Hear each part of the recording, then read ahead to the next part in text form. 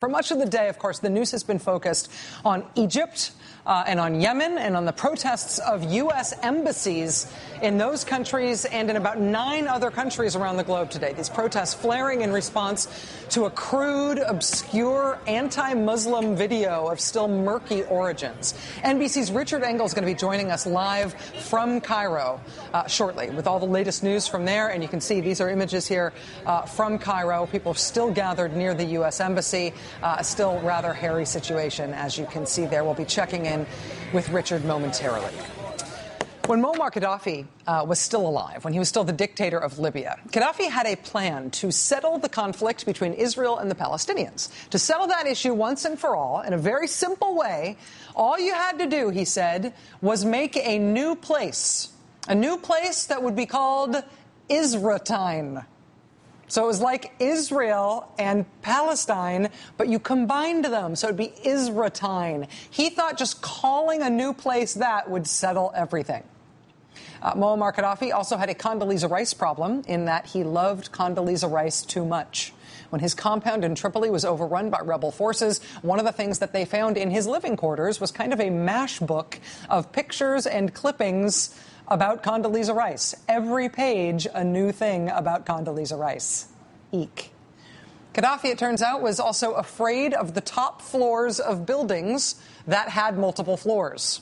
Gaddafi also never liked to go anywhere without a buxom Ukrainian nurse. He actually had a whole fleet of Ukrainian nurses, but there was one particular buxom blonde one that he liked to be with him at all times. Also, Gaddafi's son once booked pop star Mariah Carey to perform for the Gaddafi family at a New Year's Eve bash on the island of St. Bart's.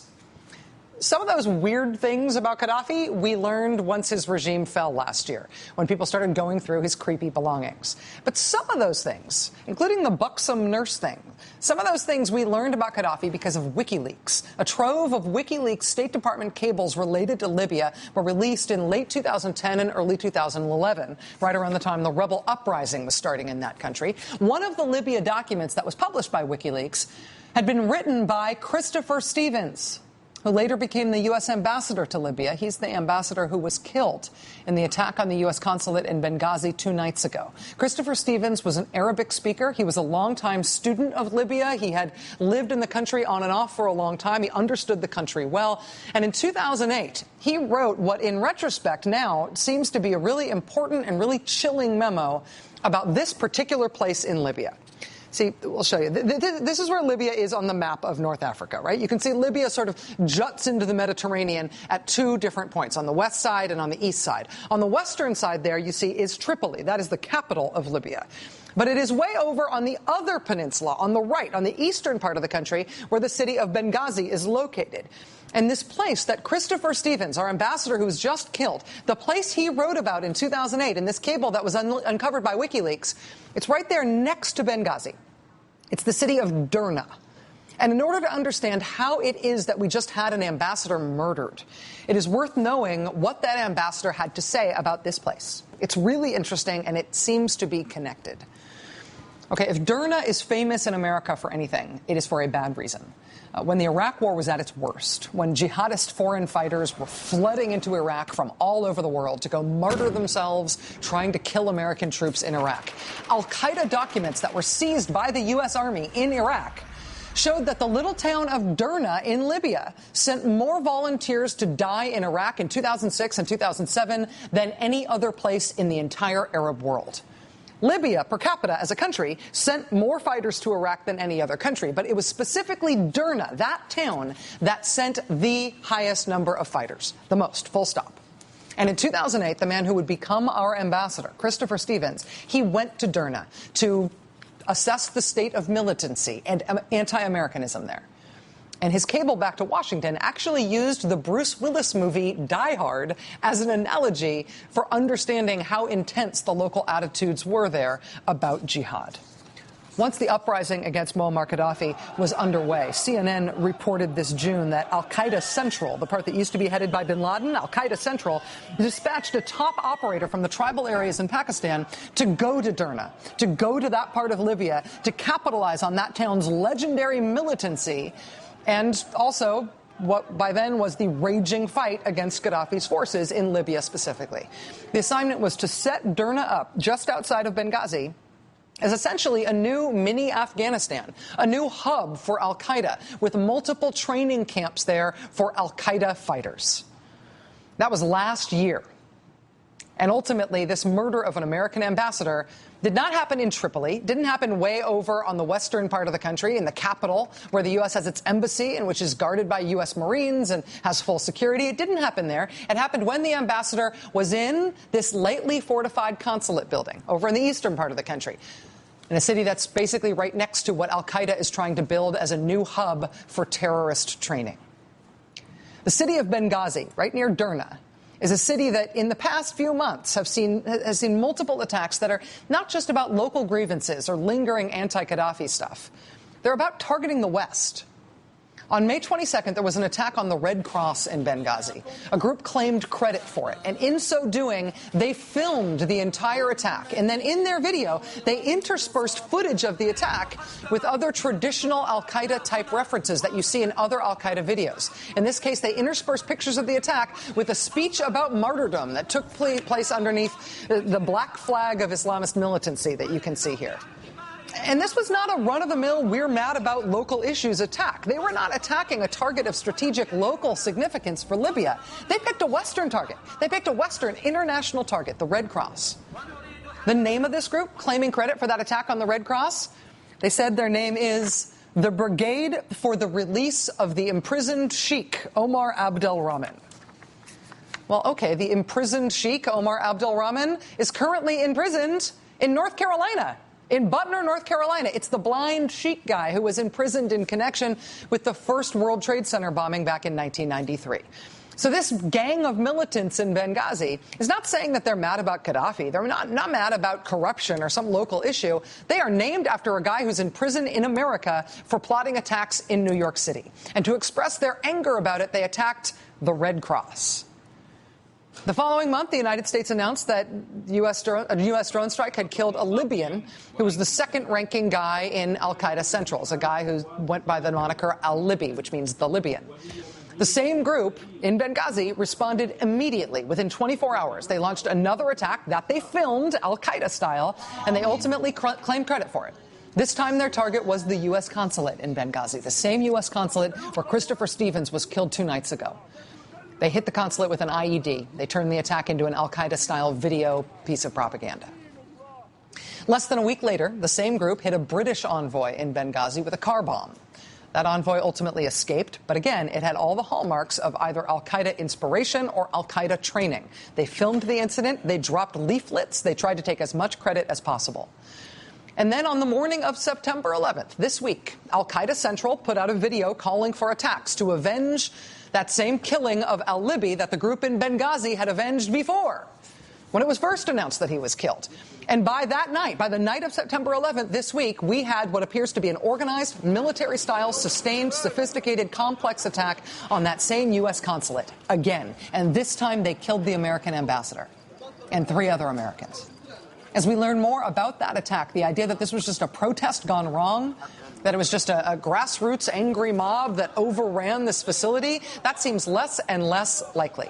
It was a sustained attack that took place over more than 4 hours. We are now told that it involved 2 different locations, the original consulate building and another supposedly safe site to which consulate personnel were removed. The weapons of the attackers included rocket-propelled grenades, which even in a well-armed populace isn't the kind of thing that your average easily offended shopkeeper keeps around to be used in the event of blasphemy. Rocket-propelled grenades? Today, Al Jazeera English reporter Hoda Abdel Hamid went into that now burned-out U.S. consulate building in Benghazi. And Al Jazeera essentially recreated what happened that night. The reporter spoke to witnesses who were there. And we should note that not all of these details in this report have been independently confirmed by NBC News, but I think this is important. I want you to watch part of it. Watch. This is the gate from which the attackers entered the grounds of the consulate. Now, according to the witnesses here, they were in 4 cars with black flags and were heavily armed. Their first stop was that building. It's the canteen of the consulate. There are 4 one-story buildings in the compound. The gunmen made their way to one after the other. This is the main building of the consulate. Now, it came under rocket attack and it was set ablaze. There's a terrible smell of smoke. Now, according to witnesses, the ambassador was locked in that room behind that metal gate. And maybe in the chaos and with the heavy smoke, they couldn't find the key to get him out. The ambassador was trapped here, so some people came in, got him out from this window. Those protesting the anti-Islam movie had stayed outside of the compound during the shootout.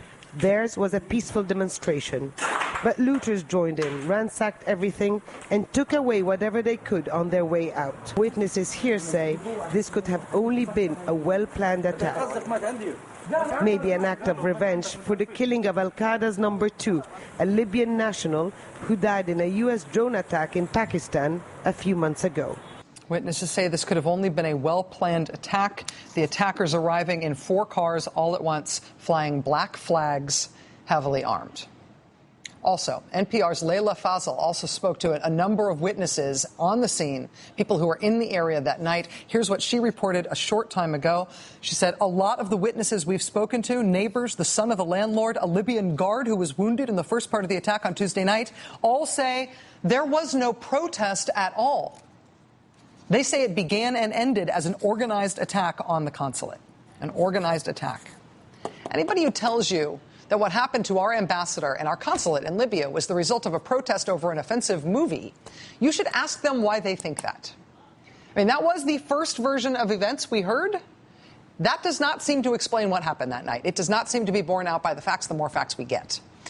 One of the known local militant groups, which is maybe just an umbrella group name for all the religious militants in the Benghazi and Derna area, has issued a vaguely worded claim of at least participation, if not responsibility, for the attack on the consulate. But the Guardian newspaper is now reporting on a new video showing militants from that group driving off with vehicles that were stolen from the consulate compound. This is not about that movie, that stupid anti-Islam movie that is driving the protests at Cairo and around the world today. We're going to be talking more about that later. But what happened with the murder of 4 Americans, including our ambassador in Libya, does not seem to have been the product of an angry crowd of civilians. It appears to be militant, armed, internationally directed terrorism by an organized group. If it is not an al-Qaeda attack, it is an al-Qaeda-style attack, which is frankly what the threat we used to think of as al-Qaeda has largely turned into. It's Boko Haram in Nigeria. They're attacking, they like attacking churches. Human Rights Watch says that Boko Haram have killed more than 1,000 people in the past 3 years. It's Al-Shabaab in Somalia, cutting off people's hands and stoning people to death. It's Al-Qaeda in the Arabian Peninsula over in Yemen. The latest drone strike against a senior Al-Qaeda leader announced by the United States was reportedly the killing of their number 2 leader on Monday. It's Ansar Dine in Mali. They're the ones who have been destroying the religious shrines in Timbuktu. Timbuktu is not just a metaphor for a faraway place. It's an actual real place on the UNESCO World Heritage Sites list. And they've got an actual real al-Qaeda-style Islamic militant problem. It's also al-Qaeda in the Islamic Maghreb, in Mali and in Algeria and in neighboring countries. They and Ansar al-Din have essentially taken control of northern Mali right now. Now, some of these groups have al-Qaeda in their names. Some of them do not. But what matters to the United States right now is not just names.